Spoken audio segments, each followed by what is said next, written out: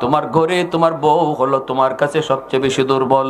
কারণ আল্লাহর বান্দি মা বাবা ভাই বোন সবার মহব্বত পাইয়া যেই বাড়িতে বড় হয়েছে ওই বাড়িটাকে জীবনের জন্য পর বানায়া, স্বামী তোমার হাত ধইরা অচেনা অজানা মানুষগুলাকে আপন বানায়া জীবনের জন্য বাপ মারে পর বানাইয়া চইলা আসছে। স্বামী তোমার গরিশ, তোমার বিবি আসছে, তোমার স্ত্রী, সাথে ভাই আসে নাই, বোন আসে নাই, রক্তের কেউ আসে নাই। এই ঘরের মধ্যে তোমার বিবি হলো দুর্বল, সবাই হলো তোমার লোক। যদি তোমার মুখ থেকে কোনো কথা এসে কষ্ট পায়, হাত দিয়া যদি তুমি তারে কোনো কষ্ট দাও, মনে রাখো সে যদি চোখের পানিটা ফালায়, আল্লাহর জমিন বরদাস্ত করে না। দুর্বলের পানির ফোঁটা জমিন সইতে পারে না, সাথে সাথে আল্লাহর আদালতের ফাইলে গিয়া জমা হয়ে যায়। বহু মহিলা আছে এমন, নতুন বউ, স্বামীর বাড়ির কষ্টের কথা মারে জানায় না, বাবারে জানায় না। কারণ মায়ে কষ্ট পাবে, বাবায় কষ্ট পাবে, নিজে নিজে হজম করে নে। পাকঘরে যায় কান্না করে একা, বাথরুমের ভিতরে যায় কান্না করে একা একা। আল্লাহ তুমি আমারে কোন বাড়িতে পাঠাইছো? এই বাড়ির মানুষগুলি এত কঠিন, এরা আমাকে আপন করে নিতে পারলো না, নিতে পারলো না গো আল্লাহ। আল্লাহ আমাকে কোনো দাম দেয় না। স্বামী কোন স্বামীর হাতে তুমি আমারে দিছো একটু ভালোবাসা দেয় না। এই চোখের পানিটা ফুট যদি মাটিতে ফেলায় যুবক, মনে রেখো জিন্দিগির নামাজ রোজা হজ জাকাত লইও, আল্লাহর কাছে তুমি মুক্তি পাইবা না। যদি স্ত্রীর উপরে জুলুম করো আর সে যদি আল্লাহর আদালতে চোখের পানি ফালাইয়া মামলা দেয়। এজন্যই নবী বলেছে মজলুমের দোয়া বদদোয়া। সাবধান, দুর্বলের কাছ থেকে পারলে দোয়া নিও, কখনো বদদোয়া নিও না। এমন আচরণ কইরো না যে আচরণে দুর্বল কষ্ট পায়, কারণ তার মামলা আল্লাহর আদালতে ডাইরেক্ট হয়। ইত্তাকি দাওয়াতাল মাজলুম ফাইন্নাহু লাইসা বাইনাহা ওয়া বাইনাল্লাহি হিজাব। 2 নম্বরে নবী বলেন ওয়াল মুসাফির ওয়া দাওয়াতুল মুসাফির, মুসাফিরের দোয়া বদদোয়া এটাও আল্লাহর দরবারে সরাসরি কবুল হয়ে যায়। 3 নম্বরে নবী বলছেন বাপ মার দোয়া বদদোয়া এটাও কিন্তু আল্লাহর দরবারে সরাসরি কবুল হয়ে যায়। বাপ মা দোয়া করলো আল্লাহর দরবারে কবুল, বদদোয়া দিল কবুল। এই কথাটা আমি কইছি না নবী কইছেন? জোরে কও না আমি না নবী? নবীর কথার মধ্যে কোনো সন্দেহ আসেনি? আব্দুল কাদের জিলানী, মঈনুদ্দিন চিশতির মতো এত বড় বুজুর্গ যদি তোমার বাড়িতে দাওয়াত করে খাওয়াও, এরা যদি তোমার জন্য হাত উঠায়, হাজারো আব্দুল কাদের জিলানী হাত উঠাইলো, দোয়া কবুল হবে কি হবে না কোনো গ্যারান্টি নেই। কিন্তু রহমতের নবী বলেছেন মা যদি হাত উঠায়, বাবা যদি হাত উঠায়, এই দোয়া কবুল হবে, গ্যারান্টি আছে। এজন্য বলি একটু দিলটা নরম করে কথাগুলি বুঝো। আমার নবী রহমতের নবী, মায়ার নবী ওই যুবককে বলতেছেন, যুবক মার জন্য বাবার জন্য মুর্তেকানের জন্য কিছু পাঠাইবা, এই দোয়াটা তুমি পড়ো। 2 নম্বরে নবী বলেন ওয়াল ইস্তিগফারু লাহুমা, তাদের জন্য তুমি দান সদকা কইরো, তাদের জন্য তুমি কিছু খরচ কইরো, তাদের জন্য দোয়ার আয়োজন কইরো। এই যে আমার মা বোনেরা আজকে মাহফিলের আয়োজনটা করছে, নবী কয় যদি মুর্তেকানের জন্য তুমি এরকম কিছু খরচ করো, এই সবটুকু আল্লাহ পাক সাথে সাথে মুর্তেকানের কবরে আল্লাহ পৌঁছায় দেয়। এজন্যই তো আমার নবী রহমতের নবীর কাছে যখন একজন সাহাবী প্রশ্ন করেছিলেন, ইয়া রাসূলুল্লাহ, ওগো নবীজি, মা যেইভাবে সন্তানকে মায়া করে, আদর করে, স্নেহ করে, এইভাবে আমিও আমার মাকে আজকে সেবা করতেছি।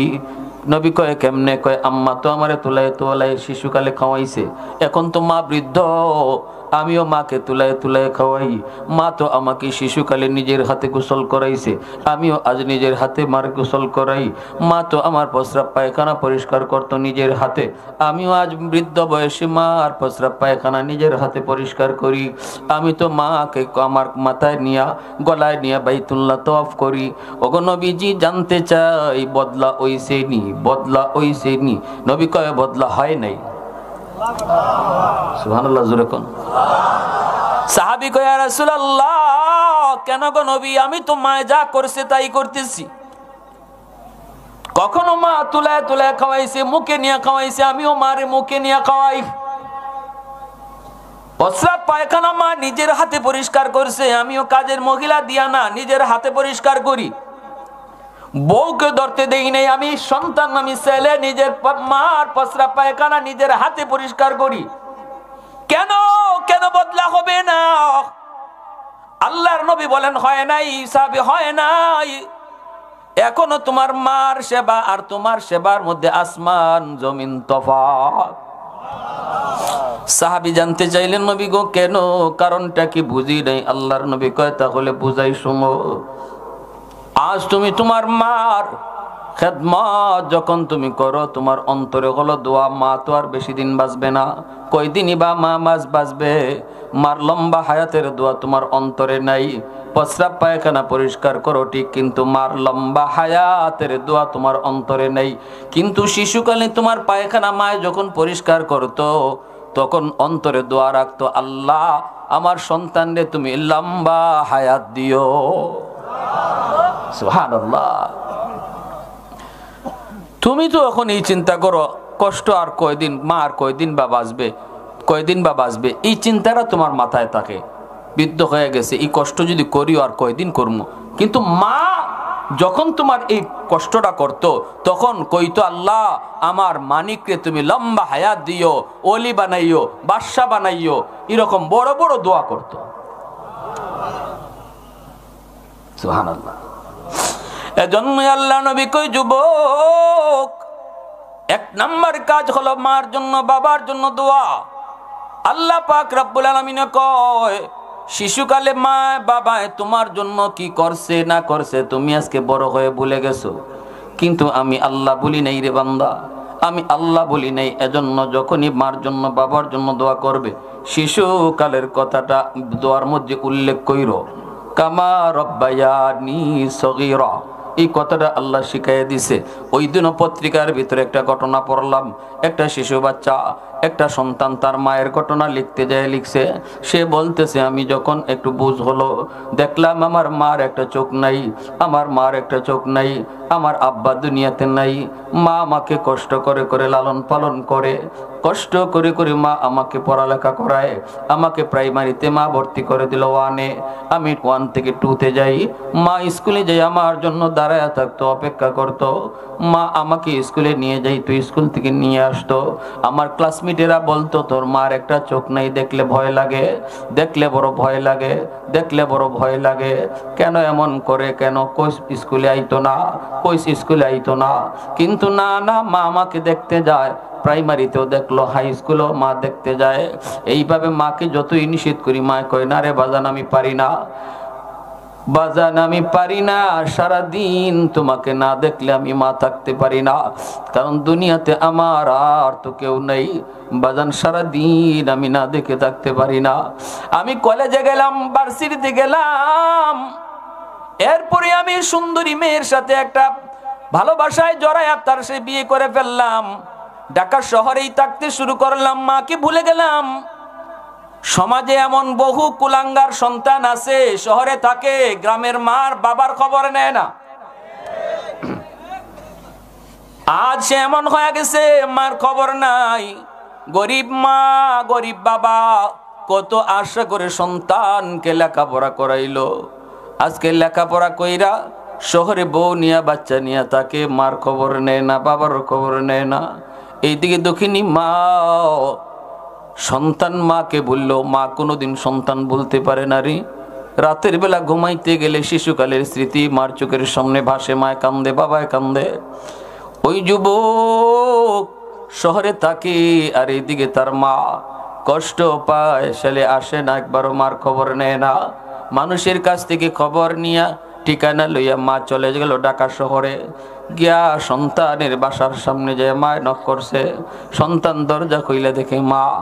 তখন মারে দেইকে তার মেজাজ আরো গরম হয়ে গেছে, বলতেছে, মা তুমি কেন আইছো, তোমার একটা চোখ নাই, দেখলে বড় ভয় লাগে, বিশাল গর্ত, ভয় লাগে। স্কুল জমানায় তোমারে কইছি, কোনোদিন তুমি কথা মানো নাই। আজকে বিয়ে করে বউ নিয়ে সুন্দর সংসার শুরু করলাম, আমার বউ যদি তোমার এই চোখটা দেখে সেও তো ভয় পাবে। কেন তুমি আইছো? কেমনে তোমারে কইমু তুমি আমার মা? এই কথা বলতেই মা দরজার সামন থেকে আসমানের দিকে মুখটা উঠে কয়, বাজান রে, আমি থাকতে আসি নাই, আমি তোর চেহারাটা এক নজর দেখতে আইছি। বাজান, আমি ভিক্ষা নিতে আসি নাই, সাহায্য নিতে আসি নাই, মন বলতেছে হয়তো বেশি দিন আর বাঁচবো না, এজন্য তোর এক নজর দেখতে আইলাম। ছেলে দেখলো, মাকে বিদায় দিল, এরপর ঘরে ঢুকাইলো না। বেশ কিছুদিন পরে ছেলে বলতেছে, আমার গ্রামের পাশে একটা অনুষ্ঠান, এই অনুষ্ঠানে তারা আমাকে অতিথি করলো। আমি অনুষ্ঠানে যোগ দেওয়ার পর চিন্তা করলাম, পাশের গ্রামেই তো আমার গ্রাম, মারে একটু দেখে যাই। আসছি বাড়িতে, আইসা দেখি দরজা বন্ধ। ডাক দিলাম, মা, দরজা কেউ খুলে না। মা কে ডাক দিই, দরজা খুলে না। একটা মহিলা দরজা খুললো। আমি জিজ্ঞেস করলাম, মা কোথায়? মহিলা এটা আপনি বাড়ির সাহেব? বলে হ। মা কোথায়? আপনার মা এক সপ্তাহ আগে দুনিয়া থেকে বিদায় হয়েছে। যাবার সময় আপনার কথা কতবার বললো আর কতবার চিৎকার করে কাঁদলো আর কইল, আমার মানিকরে এক নজর দেখাও গো। তার বাবা মারা যাওয়ার পর আমার মা, আমার বাবা, আমার ভাই সবাই আসছিল আমাকে নিয়ে যাবে, অন্যত্র বিয়ে দেবে, কিন্তু না, জীবন যৌবন আমি আমার যেই সন্তানের মুখের দিকে তাকায় শেষ করে দিলাম। আমার ওই সন্তানটারে মরণের সময় তোমরা একটা নজর দেখাইবানি, কিন্তু কে জানে আপনি কোথায়, কেউ তো জানে না। এই যে নেন, মৃত্যুর আগে একটা চিঠি দিয়ে গেছে, আমাকে বলছে কোনোদিন যদি আপনি আসেন চিঠিটা আপনার কাছে দিতাম, নেন চিঠিটা নেন। ছেলে বলতেছে, চিঠিটা হাতে নিয়ে চিঠিটা খুললাম, খুইলা দেখি মার হাতের লেখা। মায় লেখছে, বাজান, জানি না কোন দিন মার খবর নিতে তুমি আইবা। বাজান রে, মার একটা চোখ নাই, বিশাল গর্ত, দেখলে তুই ভয় পাইতি, কিন্তু কোনোদিন মারে জিগাও নাই, মাগো তোমার চোখটা কি হলো, কেমনে কি হলো, একদিনও জিগাও নাই। আমি মাও নিজের থেকে বলি নাই, আজকে মরণের আগে চিঠির মাধ্যমে লিখে গেলাম চোখটা আমার কি হয়েছে। শিশুকালে তোমার টাইফয়েড জ্বর হয়েছিল, একটা চোখ তোমার নষ্ট হয়ে গেছে, ডাক্তার বলছিল এই জায়গায় আর একটা চোখ যদি বসানো না হয় তোমার দুটো চোখ নষ্ট হয়ে যাবে। আমি ডাক্তারকে বলেছিলাম, ডাক্তার আমার চোখটা নিয়ে যাও। মা কত রাত না খায়া ঘুমাইছে, কত দেখেছি না খায়া মা আমাদেরকে বলছে আমি খাইছি তোমরা খাও। ভালো একটা কাপড় মাকে কিনে দিতে পারি নাই, বাবাকে ভালো একটা লুঙ্গি কিনে দিতে পারি নাই। চোখের সামনে দেখেছি মা কষ্ট পেয়ে পেয়ে আজ দুনিয়া থেকে কবরে শায়িত, বাবা কষ্ট করে করে কবরে শায়িত, ভালো একটা চিকিৎসা করাইতে পারি নাই গো নবী। আজ আল্লাহ আমাকে অনেক সম্পদের মালিক বানাইছেন, টাকা পয়সার কোনো অভাব নাই, কিন্তু আমি মার খেদমত করব কি কইরা? সুযোগ তো আল্লাহ কেড়ে নিয়েছেন। আজ যদি আমার মা দুনিয়ায় জীবিত থাকতো, আজ যদি আমার আম্মা দুনিয়ায় থাকতো, আজ যদি আমার আব্বু দুনিয়াতে থাকতেন, তাহলে মন যা চায় তাদেরকে তাই খাওয়াইতে পারতাম, তাদেরকে তাই আমি পরাইতে পারতাম, যেমন কাপড় চায় তেমন মাকে কিনে দিতে পারতাম। মা না খেয়ে খেয়ে দুনিয়া থেকে গেল, বাবা চিকিৎসার অভাবে দুনিয়া থেকে বিদায় হলো। ওগো নবীজি, এখন আমি টাকা দিয়ে কি করব? সময় মতো আমার টাকা ধরা তো দেয় নাই, এখন আমি পয়সা দিয়ে কি করব? কার খেদমত করব? রাতে ঘুমাইতে গেলে আমি ঘুমাইতে পারি না, মার চোখের পানি আমার চোখের সামনে ভেসে উঠে, মার কষ্টের কাহিনী আমার চোখের সামনে ভেসে উঠে গো নবী, ঘুমাইতে পারি না। বালিশ বানাইতে পারি টাকার, তুষক বানাইতে পারি টাকার, কিন্তু হবে কি কুই? এই টাকা দিয়ে আমি করব কি? ওগো নবীজি, আমি আপনার কাছে এসেছি। আমার মা আমার বাবা যদিও কবরে তারা শায়িত, তাদের জন্য আমি কিছু করতে পারিনি, তাদের জন্য আমি খেদমত পাঠাইতে পারবো কিনা, তাদের কোনো খেদমত করার সুযোগ আমার আছে কিনা, একটু আপনি বলেন, আমার মনকে আপনি শান্ত করেন। রহমতের নবীর সামনে যখন যুবক চোখের পানি ধরে কান্দে, তখন নবীজিও চোখের পানি ফেলায় কান্দেন, কারণ তিনি তো রহমতের নবী। কারো দুঃখে নবী নিজেও কান্না শুরু করতেন। জন্মের আগেই নবী বাবা হারাইলেন। আব্বু ডাকের ভিতরে কত মজা, বাবা ডাকের ভিতরে কত স্বাদ। এরে যুবক, আমার আপনার নবী তা কোনোদিন বুঝেন নাই। আব্বা ডাকের ভিতরে কত মজা, নবী সেটা জীবনে বুঝেন নাই। এজন্য বাবার কথা যখন, মায়ের কথা যখন কেউ তুলতো, নবীজির চোখ থেকে দর দর করে পানি পড়তো। নবী বলতেছে, যুবক, এখনো তোমার মা বাবার খেদমত করার সুযোগ আছে। আল্লাহু আকবার জোরে বলে। যদিও তোমার মা, তোমার বাবা, তোমার দাদা, তোমার দাদি, তোমার ভাই, তোমার বোন আজকে কবরে শাহিদ, তবু তাদের জন্য মনে রাখো, যৌবন কালটা আল্লাহর কাছে বড় দামি। এই যৌবনে একজন যুবক ইবাদত কইরা আল্লাহর ওলি হয়ে যায়। আল্লাহর ওলি হওয়ার বয়স হলো যৌবন কাল। যৌবনে আল্লাহর ওলি হতে হয়। এই জমিনে যত আল্লাহর ওলি হয়েছেন, যৌবন কালে ওলি হইছেন। আল্লাহু আকবার। একজন বৃদ্ধ মানুষের সেজদা আর যুবকের সেজদা সমান না বেশ কম আছে? হাজারো বৃদ্ধ মানুষের সেজদা যদি এক পাল্লায় রাখা হয়, আর একজন যুবকের সেজদা, একজন যুবতীর সেজদা যদি এক পাল্লায় রাখা হয়, তাহলে যুবক যুবতীর সেজদার পাল্লা ভারী হয়ে যায়। কারণ নবীজি বলেছেন, লা ওয়ারআকাল কাফি আও কামা ক্বালা নবী আলাইহিস সালাম। নবীজি বলেন, জাননি, সুযোগ ছিল যার গুনাহ করার, শক্তি ছিল যার গুনাহ করার, শারীরিক ক্ষমতা আছে গুনাহ করার, সুযোগও ছিল তার গুনাহ করার। কেউ দেখতো না, কেউ কিছু বলতো না, কেউ কিছু টেরো পাইতো না, এরপরেও যে আল্লাহর ভয়ে গুনাহ করে না, নবীজি বলেন সেই হলো তোমাদের ভিতরে আল্লাহর ওলি। বৃদ্ধ মানুষ, বুড়া মানুষ গুনাহ করার ইচ্ছা থাকলেও বয়সে সব গুনাহ করতে পারে না, ঠিক কিনা জোরে বলেন? বয়সের কারণে সব গুনাহ করতে পারে না। কিন্তু যুবক চাইলে সে আজকে এইরকম এই জায়গায় সে গানেরও একটা আয়োজন করতে পারতো। এর যুবক, এজন্য মনে রাখো, যৌবন কালটা আল্লাহর বড় দামি কাল। এই যৌবনের হিসাবটা আল্লাহ আলাদাভাবে নিবে। আন উমরিহি ফিমা আফনাহু ওয়া আন শাবাবিহি ফিমা আবলাহু। ও আমার মা বোনেরা, খেয়াল করে একটু মন দিয়ে শুনো, নবী বলেছেন, সমস্ত জীবনের হিসাব তো আল্লাহ তোমার আমার কাছ থেকে নিবে, কিন্তু যেই বয়সটাতে তোমার গায়ে শক্তি ছিল, গুনাহ করার সুযোগ ছিল, গুনাহ করার ইচ্ছা চাহিদাও ছিল, এই বয়সটা তুমি কেমনে কাটাইছো, কেমনে তুমি পার করছো রে, এই হিসাবটা আল্লাহ আলাদাভাবে নিব। এই হিসাবটা বারবার না করিয়ার পরে আবার কথা কইতেছো সামনে। আমার ওয়াজে ডং নাই, সং নাই, কিচ্ছু নাই, তোমরা মজাও পাইতা না। যাও গা বাড়ি, বাবা যাও গা।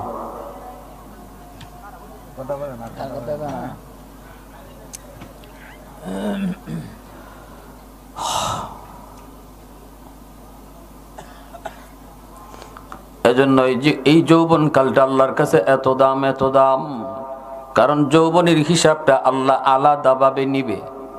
জীবনের হিসাবের ভিতরে যৌবনও ছিল, এরপরে আবার যৌবন আল্লাহ আলাদা নিবে কেন? এই বয়সটার আল্লাহর কাছে অনেক দাম। এজন্য আল্লাহ পুরা হায়াতের হিসাব নেওয়ার পরেও আল্লাহ যৌবনের হিসাব আলাদা নিব। সুবহানাল্লাহ জোরে বলেন। সাবাতুন ইউযিল্লুহুমুল্লাহু ফি যিল্লিহি ইয়াওমা লা যিল্লা ইল্লা যিল্লুহু, ইমামুন আদিল ওয়া রাজুলুন শাবুন নাশাআ ফি ইবাদাতি রাব্বিহি। আল্লাহ নবী, রহমতের নবী বলেন, যেই 7 দল মানুষকে আল্লাহ পাক হাসরের ময়দানে আল্লাহর আরশের নিচে ছায়া দিবে, মেহমান বানায় রাখবে, এই 7 দলের ভিতরে এক দল হলো ওই যুবক যুবতী, যেই যুবক যুবতী যৌবনে আল্লাহরে ভয় কইরা চলতো, আল্লাহর কদমে সেজদা দিত, তাদেরকে আল্লাহ তার হাসরের মাঠে আরশের নিচে মেহমান বানায় রাখবে। আওয়াজ দিয়া কন্যা সুবহানাল্লাহ। প্রশংসা করব কার? আর একটু জোরে কন্যা কার? ওয়াহদত কি হিফাজত নেহি বেকুওতে বাজু, ওয়াহদত কি হিফাজত নেহি বেকুওতে বাজু, आती नहीं कुछ काम हक ले खुदा दाद, आती नहीं कुछ काम हक ले खुदा दाद। ऐ मर्द खुदा तुझको क़ुव्वत नहीं हासिल, जा बैठ किसी गार में अल्लाह को कर याद। ये सच है कि बातिल की तरफदार नहीं हम, गद्दार न समझो हमें गद्दार नहीं हम। फूलों की तो नरम मिजाज अपना है नजर, हम तीर नहीं नेज़ा व तलवार नहीं हम, हम तीर नहीं नेज़ा व तलवार नहीं हम। মুসলমানের আওয়াজে বলেন আল্লাহু আকবার। এ আমার ভাইরা, বন্ধুরা, যুবক, একটু দিলটা নরম করে কথাগুলি বুঝো। তোমার সেজদার উসিলায় আল্লাহ পাক এই জমিন টিকায় রাখছে। আল্লাহু আকবার জোরে বলো। ওই যুবক, যেই যুবক অন্তরের ভিতরে দুনিয়ার নাপাক প্রেম জন্ম দেয় না, অন্তরের ভিতরে আল্লাহর প্রেম জমায় নেয়, যেই যুবক যৌবনে মসজিদে যায়, যেই যুবক যৌবনে মাথায় টুপি রাখে, যেই যুবক যৌবনে মুখে নবীর সুন্নাত দাঁড়িয়ে রাখে, যেই যুবক যৌবনে বাপমার সেবা করে, যেই যুবক যৌবনে বাপমারে মান্না চলে, যেই যুবক যৌবনে মুরব্বীদের সম্মান করে, যেই যুবক যৌবনে উলামায়ে কেরামকে তাজিম করে, যেই যুবক যৌবনে গান বাজনা শুনে না, যেই যুবক যৌবনে ওয়াজ মাহফিলের ধারে কাছে যায়, ওয়াজ মাহফিলের আয়োজন করে, যুবক কলিজার ভিতরে আল্লাহর প্রেম জমায় নেয়। আল্লাহ কয় লাউলা মাশাইখু রুক্কা ওয়াশ-শাবাবু খুশশা ওয়াল আতফালু রুদ্দা ওয়াল আনআমু রুদ্দা। আল্লাহ কয় যেই 4 দলের কারণে আমি জমিন টিকায় রাখছি, এর ভিতরে দ্বিতীয় দল হলো ওই যুবক। আল্লাহ পাক রব্বুল আলামিন ওই যুবকের দাম আল্লাহর কাছে এত বেশি। এমন একটা যুবক নবীর কাছে আইসা একটা বয়ান চাইলো, বয়ান ওয়াজ চাইলো। আল্লাহ নবী তার সামনে রেখে ওয়াজটা করলেন। নবী হলেন বক্তা, যুবক হলো শ্রোতা। বক্তা একজন, শ্রোতাও একজন। আল্লাহু আকবার। এত দামি একটা ওয়াজ আমার নবী করলেন, শ্রোতা কয়জন ছিল? জোরে বলেন কয়জন? একজনকে সামনে রেখে নবী ওয়াজটা করলেন। নবী এই কথা বলেন নাই চলো মসজিদে নববীতে যাই, আমার আরো সাহাবীরা আছে, তাদের সামনে তোমাকে ওয়াজটা শোনাই। আল্লাহ নবী এই কথা বলেন নাই। যুবক আসছে নবীর কাছে, জানতে চেয়েছে। নবী যে একটা দামি ওয়াজ করে দিলেন, যেই ওয়াজের শ্রোতা আজকে কিয়ামত পর্যন্ত তামাম দুনিয়ার কোটি কোটি মুসলমান। আল্লাহ নবী রহমতের নবী বলেন, 1 নাম্বার হলো আসসালাতু লাহুমা। 1 নাম্বার হলো নবী বলতেছেন যুবক, 1 নাম্বার কাজ হলো বাপ মার জন্য তুমি বেশি বেশি দোয়া করবা। যেই দোয়াটা আল্লাহ কোরআনের মাধ্যমে শিখাইছেন, দোয়াটা আল্লাহ কোরআনের মাধ্যমে আল্লাহ নিজে শিখাইছেন, রব্বির হামহুমা কামা রব্বায়ানি সগীরা। আমার সাথে সবাই পড়েন রব্বির হামহুমা কামা রব্বায়ানি সগীরা। আল্লাহ তুমি আমার আব্বা, আমার বাবা আমার উপর রহম করছে। কি দোয়াটা আল্লাহ শিখাইছে। দোয়াটা শিখাইছেন কে? কবুল করবে কেটা? যিনি কবুল করবে ইনি যদি দোয়া শিখাইয়া দেয়, তাহলে বোঝা গেল এবার দোয়া করলে 100% কবুল। ফ্যাক্টরি মালিক যদি কয় সবাই আইসো চাকরির লাগি, নিমু আমি একজন, আর এর ভিতর থেকে ফ্যাক্টরি মালিকে একজনকে যদি নিজেই দরখাস্ত লিখিয়া দেয়, তো বোঝা গেল আর কেউ চাকরি হইতো না, হেরটা হইব। ঠিক না? যে চাকরি দিব এই বেটাই যদি নিজেই দরখাস্ত লিখে দেয়া দে, আর বাকিরা এখানে থেকে কি হইতো? আল্লাহ রাব্বুল আলামিন নিজে কয় কবুল তো করবো আমি, তে বাপ মার লাগে কিবা দোয়া করবা তুমি নিজে চিন্তা করো না, আমি তোমার দোয়া শিখাই দেই, ইবা দোয়া কইরো। সুবহানাল্লাহ, জোরে কর। ইমাম সাহেব যখন মসজিদে দোয়া করেন রব্বির হামহুমা কামা রাব্বায়ানি সগীরা, আপনারা খালি আমিন কইেন না, যখনই কইব তখন আপনারাও মুখে মুখে কইেন রব্বির হামহুমা কামা রাব্বায়ানি সগীরা। নিজেও মুখে মুখে কথাটা বলবেন, নিজেও মুখে মুখে বলবেন। শুধু ইমাম সাহেবের সাথে এই জায়গাটাতে আমিন কইেন না, বাকি সব জায়গায় আপনারা আমিন কইেন। এই দোয়াটা করার সময় নিজেরা মুখ দিয়ে আবার কইেন রব্বির হামহুমা কামা রাব্বায়ানি সগীরা।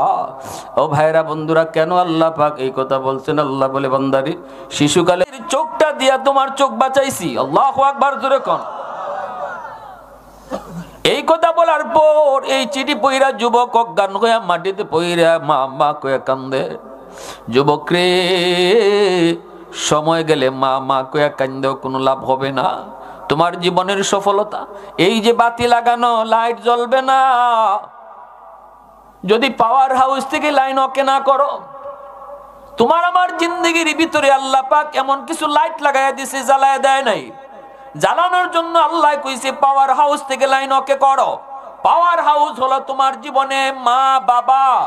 ওই বাপ মা থেকে যদি দোয়া রাখো, দোয়া জারি রাখো, আল্লাহ তোমার জিন্দেগির বাতি আল্লাহ জ্বালায় দিবে।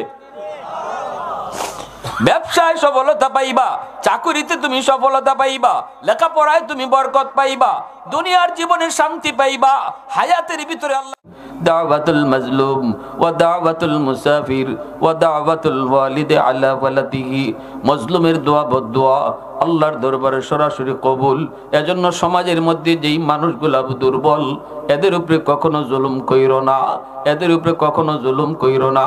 তোমার ঘরে তোমার বউ হলো তোমার কাছে সবচেয়ে বেশি দুর্বল, কারণ আল্লাহর বান্দি মা বাবা ভাই বোন সবার মহব্বত পাইয়া যেই বাড়িতে বড় হয়েছে ওই বাড়িটাকে জীবনের জন্য পর বানায়া, স্বামী তোমার হাত ধইরা অচেনা অজানা মানুষগুলাকে আপন বানায়া জীবনের জন্য বাপ মারে পর বানাইয়া চইলা আসছে। স্বামী তোমার গরিশ, তোমার বিবি আসছে, তোমার স্ত্রী, সাথে ভাই আসে নাই, বোন আসে নাই, রক্তের কেউ আসে নাই। এই ঘরের মধ্যে তোমার বিবি হলো দুর্বল, সবাই হলো তোমার লোক। যদি তোমার মুখ থেকে কোনো কথা এসে কষ্ট পায়, হাত দিয়া যদি তুমি তারে কোনো কষ্ট দাও, মনে রাখো সে যদি চোখের পানিটা ফালায়, আল্লাহর জমিন বরদাস্ত করে না। দুর্বলের পানির ফোঁটা জমিন সইতে পারে না, সাথে সাথে আল্লাহর আদালতের ফাইলে গিয়া জমা হয়ে যায়। বহু মহিলা আছে এমন, নতুন বউ, স্বামীর বাড়ির কষ্টের কথা মারে জানায় না, বাবারে জানায় না, কারণ মায়ে কষ্ট পাবে, বাবায় কষ্ট পাবে। নিজে নিজে হজম করে নে, পাকঘরে যায় কান্না করে একা, বাথরুমের ভিতরে যায় কান্না করে একা একা, আল্লাহ তুমি আমারে কোন বাড়িতে পাঠাইছো?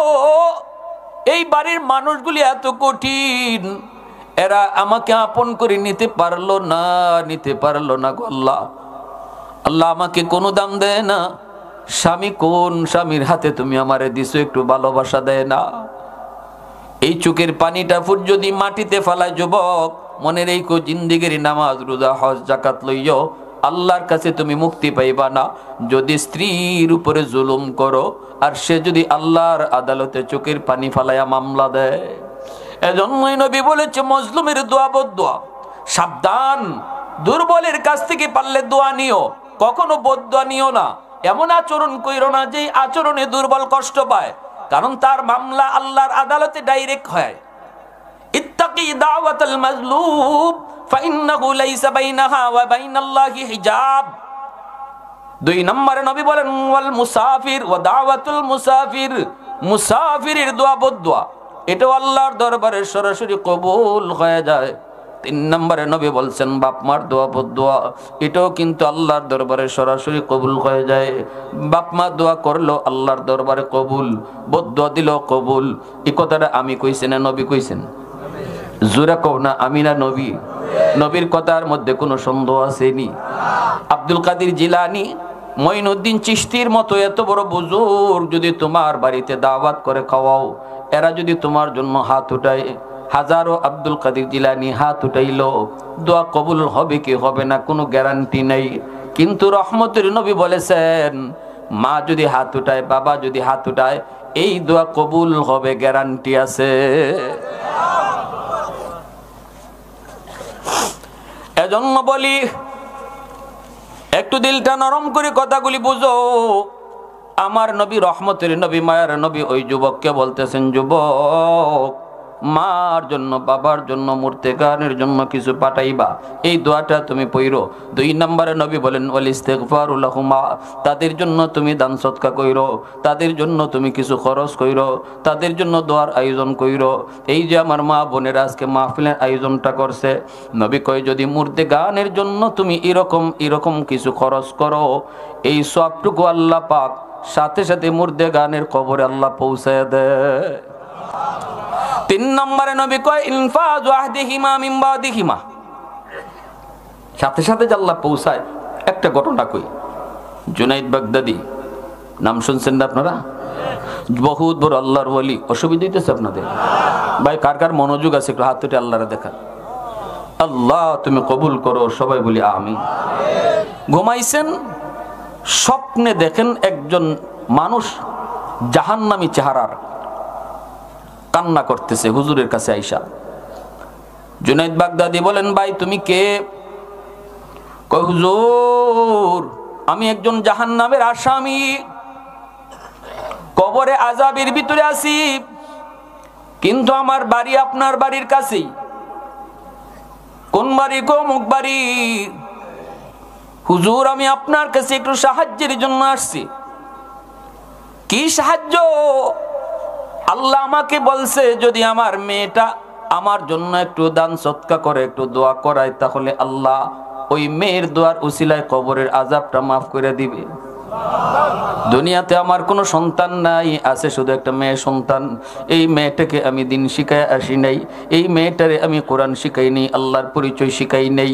এটা আমার মস্ত বড় ভুল। বাপ মা মনে রাখবা, সন্তান কিন্তু বাপ মার কাছে বহুত বড় আমানত। এটা খেলা না, এটা ডগ না। সন্তানকে যেভাবে আমি খুশি বড় করব, যা খুশি আমি পড়াবো, অসম্ভব এটা হবেই না। কারণ সন্তান আমার কাছে আমানত, মালিক হলেন আল্লাহ। এই সন্তানকে আমি কি পড়াবো, কি শিখাবো, কি দেখাবো, কি বুঝাবো, এটা সব কিছু আল্লাহর মর্জি মতো হতে হবে, তাহলে আমানতদারি রক্ষা হবে। আর নতুবা খিয়ানতকারী হিসাবে কাঠগড়ায় দাঁড়াইতে হবে আল্লাহর আদালতে। সন্তানই মামলা দিয়া বসবে, আল্লাহ আজ আমি জাহান্নামী হওয়ার পিছনে আমার বাপ মা 1 নম্বরে দায়ী। আমার বাপ মা আমারে কি শিখাইছে জিগান, কি দেখাইছে জিগান। ঘরের ভিতরে আমি নামাজ পড়ার দৃশ্য দেখার কথা, আমি দেখছি মা টেলিভিশন দেখে। ঘরের ভিতরে কোরআন তেলাওয়াতের আওয়াজ আমার কানে আসার কথা, আমি শুনছি আমার মা গান শুনে, আমার বাবা গান শুনে, গানের আওয়াজ কানে আসছে, যার কারণে আমার বুজুর্গি নষ্ট হয়েছে। আমি যে তোমারে চিন্না দুনিয়াতে ইসলাম, এটা বাতিল হয়েছে, নষ্ট করছে। আমার বাপ মারে ডাকো। ওই লোকটায় কয়, হুজুর একটু দয়া কইরা যদি আমার মেয়েটাকে আপনি বলতেন। জুনাইদ বাগদাদি ঘুম থেকে উইটা মেয়েটার ঠিকানা লইয়া তিনি মেয়েটার খুঁজে বের হয়ে গেলেন। মানুষদেরকে জিজ্ঞেস করেন, মানুষেরা কয়, হুজুর এই মেয়ের কাছে যাইয়েন না, মেয়ে ভালো না, চরিত্র খারাপ। আল্লাহর ওলি কয়, বাবা চরিত্র ভালো না খারাপ সেটা আমার দেখার বিষয় না, আমি একটা জরুরি খবর নিয়ে তার কাছে যেতে হবে, বলো তোমরা কোথায় গেলে পাবো? মানুষেরা কয়, হুজুর নদীর ঘাটে গোসল করে আপনি সেখানে গেলে পাবেন। জুনাইদ বাগদাদি তিনি এখানে আসলেন, দাঁড়ায় রইলেন। মেয়েটা ওইটা কয়, মৌলবী আপনি আবার কি চান? ইনি বলতেছে, মাঝে মা গো কিছু চাই না, একটা খবর নিয়ে আইছি। কি? কয় বাবার খবর। কয় আমার আব্বার আবার খবর কিসের? বাবা তো কত আগেই মইরা একদম কবরে পৌঁছে গেল। কবরের কথা তার দিলের ভিতরে ব্যথা লাগে না, ভয় লাগে না? মহিলা গুনাহ করতে করতে, মেয়েটা গুনাহ করতে করতে কলিজা তার শক্ত হয়ে গেছে, এজন্য কবরস্থান দেখলেও তার বেশি একটা ভয় লাগে না। বরং ঠাট্টা করে মহিলায় কয়, হুজুর বাবার কথা কইয়া কোনো লাভ নাই। কি কথা? এরপর কোন শুনি। কয় তোমার বাবা কবরের ভিতরে আযাবে আছে, স্বপ্নে আমারে দেখাইছে। আল্লাহ নাকি তারে বলছেন, তুমি যদি তার জন্য একটু দোয়ার আয়োজন করো, অথবা কিছু সদকা করো, আল্লাহ এই উসিলায় তারে মাফ করে দিবে। সন্তানের কোন দান, সন্তানের কোনো কিছু বাপ মার জন্য আল্লাহ পাক নগদ কবুল করে নেয়। যুবক, আজ আমি যদি আমার বাপ মার নামে দান করি, আগামীকাল আমার সন্তানও আমার নামে দান করব। ঠিক কিনা জোরে বলেন? সন্তানকে দান করা শিখায়া যাও, সন্তানকে নামাজ পড়া দেখায় যাও, সন্তানকে কোরআন তেলাওয়াত শিখায়া যাও। নেক কাজ সন্তানকে তুমি নিজের হাতে শিখাও। মসজিদে যাও, সেখানে নিজে দান কইরো না, সন্তান সাথে থাকলে সন্তানের হাত দিয়া টাকাটা দেওয়াও। এই করলে পরে সন্তান দান করা শিখবে।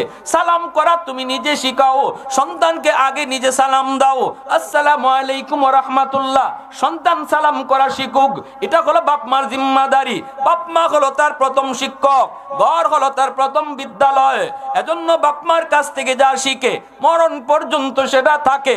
ঘরের ভিতরে সন্তান যা দেখে মরণ পর্যন্ত এটা আসর করে। সালাম করা শিখাও, এটা বাপ মার জিম্মাদারি। ডান হাতে খানা খাইতে হয়, বিসমিল্লাহ কয়া খানা শুরু করতে হয়। আল্লাহ খুশি হয়। বাচ্চায় কইব আম্মু আল্লাহ খুশি হইলে কি হয়? বলে আল্লাহ তোমার জান্নাত দিব। ছোট বাচ্চা বুঝে না, কইব জান্নাত কারে কয়? বাচ্চারা শুধু প্রশ্ন করে, তুমি দুই কথায় বুঝাইয়া দাও, জান্নাত হলো সুখ শান্তির জায়গা। এইভাবে করলে আল্লাহ নারাজ হয়। আল্লাহ নারাজ হলে কি হয়? জাহান্নামে যেতে হয়। জাহান্নামে কাকে বলে? কই আযাব গজবের জায়গা। এই কথাটা সন্তানের কলিজায় তুমি শিশুকালে ঢুকাও। জান্নাত নাম, জান্নাত নাম, জাহান্নাম শব্দটা কলিজায় ঢুকায়া দাও শিশুকালে। এটা পাথরে খোদাই করে লিখে দেওয়া হয়। শিশুদের দিল দিমাগ কাদা মাটির মতো। শিশুকালে যা বুঝাইবেন, যা দেখাইবেন, যা শুনাইবেন, এটা মরণ পর্যন্ত আসর থাকে। মাটি শক্ত হয়ে গেলে লিখা যায় না, গাছের চারা বড় হয়ে গেলে পানি দিলেও লাভ হয় না। চারা গাছে পানি দাও, ঠিক কিনা জোরে বলেন? আর জন্যই আমরা উলামায়ে কেরাম বলি, শিশুকালে বাচ্চারে মাদ্রাসায় পড়াও, 5 বছর অন্তত নুরানি মাদ্রাসায় পড়ান। এরপরে তারে ডাক্তার বানাইয়েন, ইঞ্জিনিয়ার বানাইয়েন। 5টা বছর মাদ্রাসায় পড়াইলে তার ওই দিল দেমাগের ভিতরে আল্লাহর নাম, নবীর নাম, পরকালের কথা, জান্নাত জাহান্নামের কথা কলিজায় লিখে দেওয়া হবে। এটা সে কোনোদিন ভুলবে না। জুনায়েদ বাগদাদি কয়, মা এই খবরটা দেওয়া মাত্রই মেয়েটার মন বিন্দু পরিমাণ নরম হলো না। গোনা করে করে কলিজা শক্ত। সাথে সাথে এক মুষ্টি পানি হাতে নিয়ে জুনায়েদ বাগদাদির দিকে ঢিল মারছে। কয়, নেন আমার বাপের লাগি সদকা করলাম। জুনায়েদ বাগদাদি তিনি বড় কষ্ট পেলেন, শরীরটা সরায় ফেললেন, বডিতে পানিটা লাগে নাই। এত বড় বুজুর্গ জুনায়েদ বাগদাদি, আল্লাহু আকবার জোরে বলেন। কষ্ট পাইছেন, চলে গেলেন, রাতের বেলা ঘুমাইছেন, স্বপ্নে দেখেন ওই লোকটা জান্নাতি চেহারা লইয়া আজকে হাজির হইছে। জুনায়েদ বাগদাদি কয়, বাবা কেমন করে তোমার পরিবর্তন হলো? মেয়ে তো তোমার কোনো ফায়দা করে নেই, মেয়েটা তো তোমার জন্য কোনো উপকার করে নেই। বাবাই বলতেছে, হুজুর আমি আপনার কৃতজ্ঞতা জানাইতে এসেছি। আমার মেয়েটাকে এই খবর যখন দিছেন, মেয়েটা যখন আপনার দিকে পানি ঢিল মারছে, এই পানিটা কিন্তু আপনার গায়ে লাগে নাই, পানিটা পড়ছে মাটিতে। যেই জায়গায় পানিটা পড়ছে ওই জায়গায় দীর্ঘদিন যাবত একটা পোকা পানির তৃষ্ণায় ছটফট ছটফট করে। ওই পোকার মুখে যখন পানিটা পড়ছে, পোকাটা পানি খায়া তার জীবন রক্ষা হয়েছে। পোকাটায় দোয়া করছে, আল্লাহ যার উসিলায় পানি পাইয়া জীবন রক্ষা হলো, আল্লাহ তুমি তারে মাফ কইরা দাও। একটু আওয়াজ দিয়া কন্যা সুবহানাল্লাহ। मैं तालिब मौला हूँ मेरे इश्क़ निराला, मैं तालिब मौला हूँ मेरे इश्क़ निराला, है जुमला जहाँ जिनके तजल्ली से उजाला, है जुमला जहाँ जिनकी तजल्ली से उजाला, मैं दर्द जहाँ गैर खुदा यार नदारम, যদি याद खुदा ही चिदिगर कर नदारम। आवाज दिया कौन अल्लाहु আকবার, আরো জোরে আল্লাহু আকবার। অতিমা একটু ভালো করে শোনো গো মা, সন্তান তোমার কাছে বহুত বড় আমানত। মার দায়িত্ব বাবার চেয়ে বেশি, মার দায়িত্ব বাবার চেয়ে বেশি। কারণ বাবার থেকে মাকে সন্তানরা বেশি টাইম পায়। গর্বে ছিল তাও মায়ের গর্বে, দুধ খাওয়াইছে তাও মায়ে খাওয়াইছে। এজন্য যখন ঘরের ভিতরে বাচ্চা হাঁটা চলা করে তখন মাকে বেশি টাইম পায়, বাবাকে কম টাইম পায়। বাবা কিন্তু বাহিরে বাহিরে থাকে। এজন্য মায়ের আসর যে সন্তানের উপরে বেশি পড়ে। মা যদি নামাজি হয়, এই নামাজের আসর সন্তানের উপরে তাড়াতাড়ি পড়ে। পেটে সন্তান নিয়ে যদি মা বেশি বেশি মিষ্টি খায়, সন্তান বড় হওয়ার পরে মিষ্টি প্রিয় হয়। পেটে সন্তান নিয়ে যদি মা বেশি বেশি টক খায়, সন্তান বড় হওয়ার পরে টক প্রিয় হয়।